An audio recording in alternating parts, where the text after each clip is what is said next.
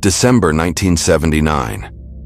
In the freezing mountains of Afghanistan, Soviet tanks roll across the border. Moscow calls it international assistance. Washington calls it an invasion. But the truth? It's far more complicated.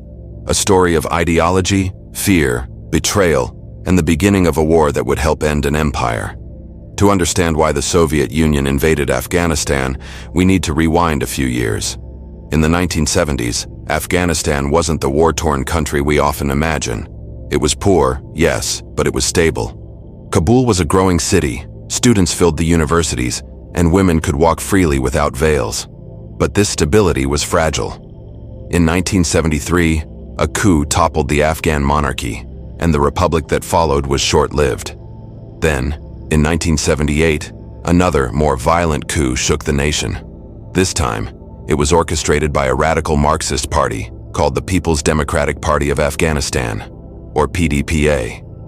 They seized power with promises of equality, land reform, and modernization. On paper, it sounded revolutionary. In reality, it was chaos. The PDPA was deeply fractured, split between rival factions who hated each other almost as much as their opponents. Their policies, especially aggressive land redistribution and forced secularism, were a direct assault on traditional Afghan society. For millions of devout, rural Afghans, these changes were not just unwelcome, they were sacrilegious. Within months, a fierce rebellion spread across the countryside. The government's response was brutal repression, which only fueled the fire. From its capital, Moscow watched this unfolding disaster with growing nervousness.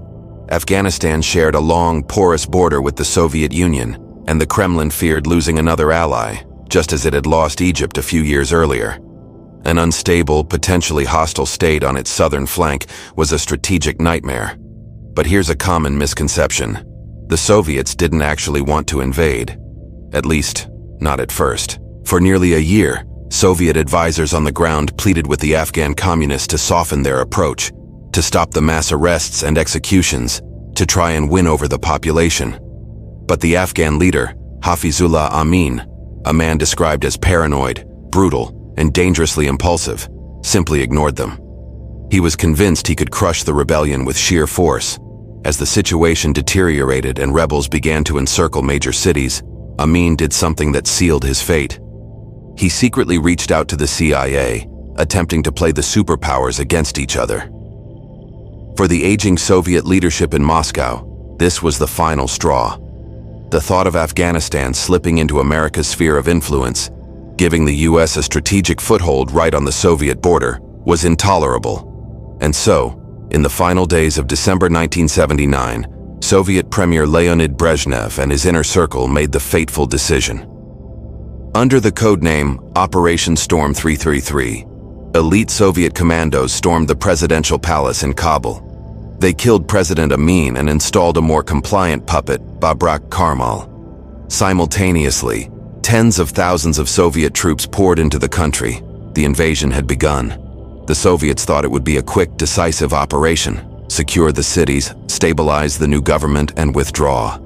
They were catastrophically wrong. They weren't just fighting a scattered rebellion anymore. They were about to face the full might of a global proxy war.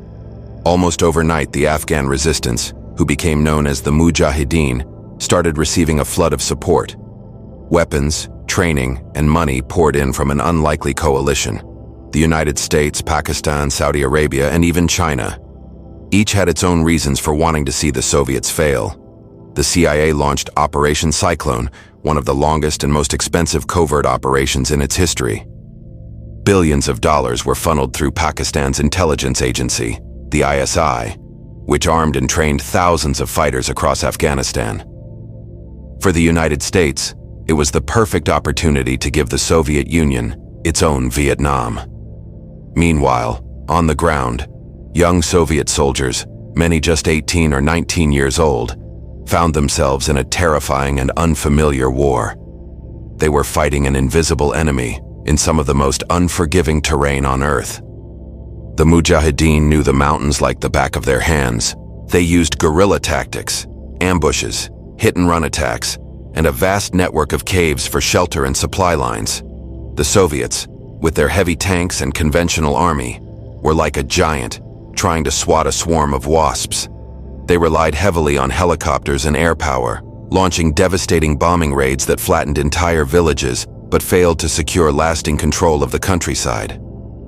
The war quickly turned into a brutal stalemate. For the Soviet soldiers, it was a nightmare of constant fear and psychological strain. For the ordinary people of Afghanistan, it was pure hell. Their homes were destroyed, their fields were mined, and their lives were torn apart. Millions fled their homeland, becoming refugees in neighboring Pakistan and Iran. By the mid-1980s, Afghanistan was one of the most heavily mined countries on the planet, a legacy of death that lingers to this day. Back inside the Soviet Union, a different kind of toll was mounting. The official state media portrayed the soldiers as heroic internationalists fulfilling their duty, but the reality was a silent, steady stream of zinc coffins returning home. The war was a taboo subject, but behind closed doors, families mourned their sons and asked a forbidden question: why are our boys dying in a war we never wanted? The social fabric of the USSR was beginning to fray. Then, in 1986, the game changed. The United States made a pivotal decision to supply the Mujahideen with Stinger missiles. These were portable, shoulder-fired anti-aircraft weapons that were incredibly effective. Suddenly, the Red Army's greatest advantage, its air superiority, was gone. Soviet helicopters and jets, once the terror of the skies, started falling in droves. Dozens of aircraft were destroyed. For the Soviet military, it was a devastating blow. Morale plummeted. The bleeding wound, as the new Soviet leader Mikhail Gorbachev would later call it, was becoming fatal. Gorbachev, a reformer who wanted to save the Soviet system, knew the war was an unwinnable drain on the country's economy, military, and spirit. By 1988, he'd had enough. The decision was made to withdraw. The process was slow, symbolic, and deeply humiliating for a superpower.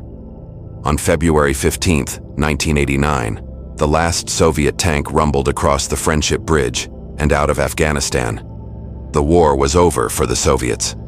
But for Afghanistan, the destruction was just beginning. The Soviet invasion didn't just break Afghanistan, it also helped break the Soviet Union itself.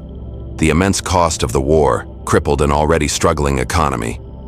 It shattered the public's trust in the government and exposed the hollow reality behind the myth of Soviet power. Just 2 years after the withdrawal, the USSR collapsed, but the aftershocks didn't stop there. As soon as the Soviets left, the various Mujahideen factions, once united against a common enemy, immediately turned their guns on each other. A vicious civil war erupted, plunging the country into even deeper chaos.